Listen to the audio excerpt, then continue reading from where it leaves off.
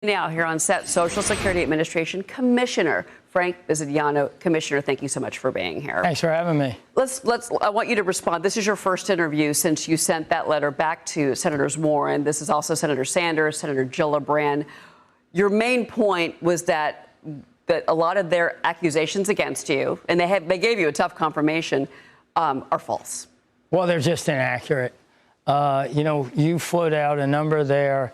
The month that was during my tenure, where I thought the most important thing to do to protect and preserve was to provide first the highest level of service and the highest level of payment accuracy.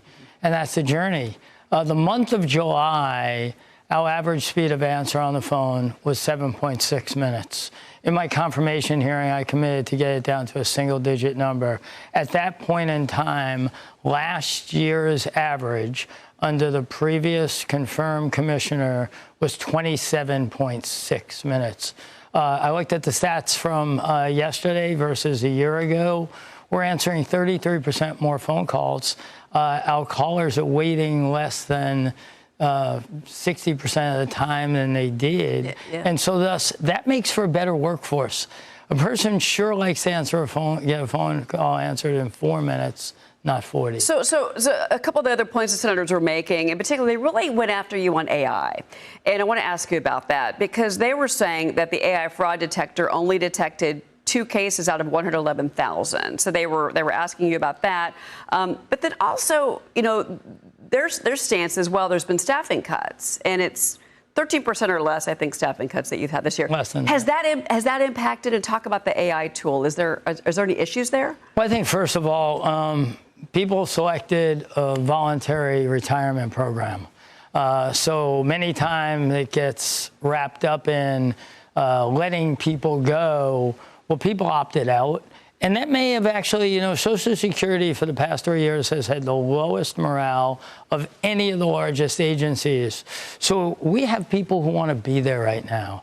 I was in the field office in Staten Island yesterday with Councilwoman Malatakis, and the staff is delighted. They're handling clients.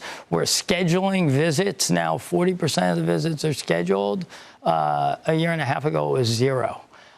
So I think we're using every possible tool.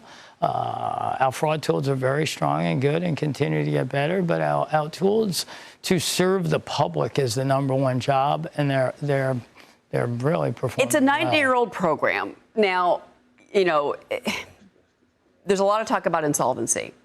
And it's of the 3 things that drag down spending in this country, Social Security is one of them. At the same time, why not just raise the Social Security age? If you look at the age projections, so here are the numbers. Let me give you the law was signed in 1935, right?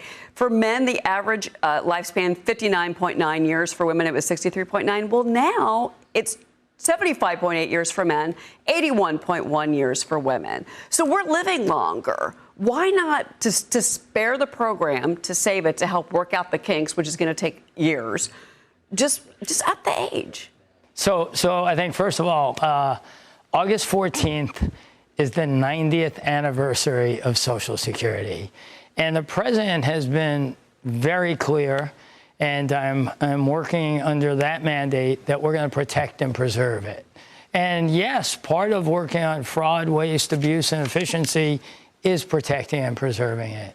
The 4 trustees, myself, Department of Labor, Department of Health and Human Services, and Treasury Secretary are the trustees. We will work with Congress. It will get fixed. There'll be another 90 years of it. So that's a conversation that's happening. Yes, it has to happen. We just released the trustee report.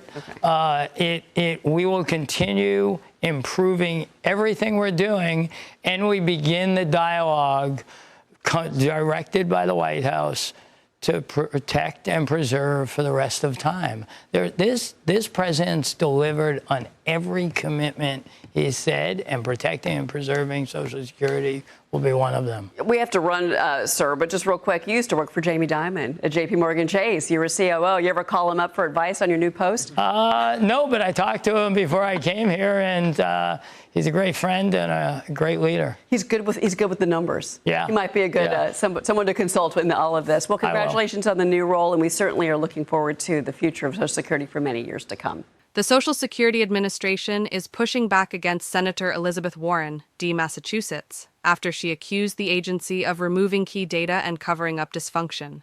In a September 16, 2025 letter and data report shared exclusively with Fox News Digital, SSA Commissioner Frank J. Bisignano claimed Warren's analysis was inaccurate. He said the agency is more transparent and performing better under the Trump administration than it did under the prior administration.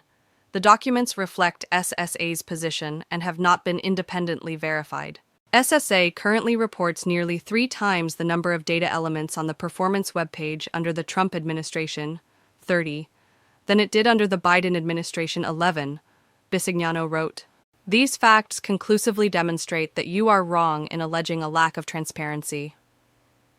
He also pushed back on Warren's charge of a cover-up, saying SSA has made improvements in customer service, including shorter wait times on the phones and in offices, as well as reduced backlogs. Bisignano said 81% of performance measures are better than before, with the rest about the same. According to SSA's data, average phone wait times dropped from 29 minutes in 2024 to 16 minutes in 2025, with August down to just 9 minutes. Pending disability determinations fell from nearly 1.2 million in August 2024 to about 907,000 a year later. Disability claim processing sped up from 231 days to 217 days. SSA reports retirement and survivor claims were processed on time 87% of the time in August 2025. Bisignano wrote that the agency's goal is to become a digital-first operation that runs efficiently and serves people whether they call, visit an office, or use the website. He said constant monitoring of key performance indicators is part of that effort. He also urged Warren to work with SSA instead of spreading what he called fear-mongering and reckless lies that Social Security is going away. The time has come to stop weaponizing Social Security, he wrote. The American people do not want a Social Security war room. They want their leaders to protect and preserve Social Security, just as President Trump has promised.